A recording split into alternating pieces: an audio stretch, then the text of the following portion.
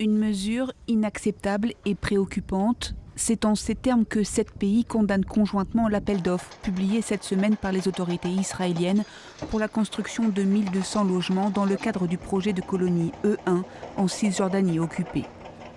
Le projet E1 compromettra les perspectives d'une solution à 2 États en créant une division à travers la Cisjordanie et en portant atteinte à la continuité territoriale des territoires palestiniens.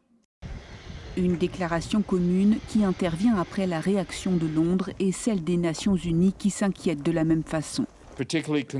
Le secrétariat général est particulièrement préoccupé par les développements liés à la colonie E1, qui couperait de fait la liaison entre le nord et le sud de la Cisjordanie.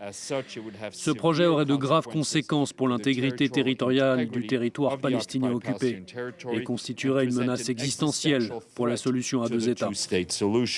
Le projet E1 ne date pas d'hier, sa conception remonte aux années 90 et a été approuvé en août 2025 sous la pression de l'aile d'extrême droite au sein de la coalition de Benyamin Netanyahou.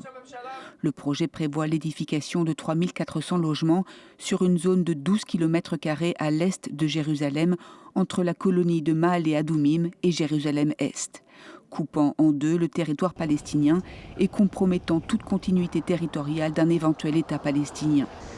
Ces 2 dernières semaines, une trentaine de familles israéliennes ont commencé à s'installer de nouveau dans les colonies de Ganim et de Kadim, 2 localités évacuées par Israël en 2005 dans le cadre du plan de désengagement de l'ancien Premier ministre Ariel Sharon.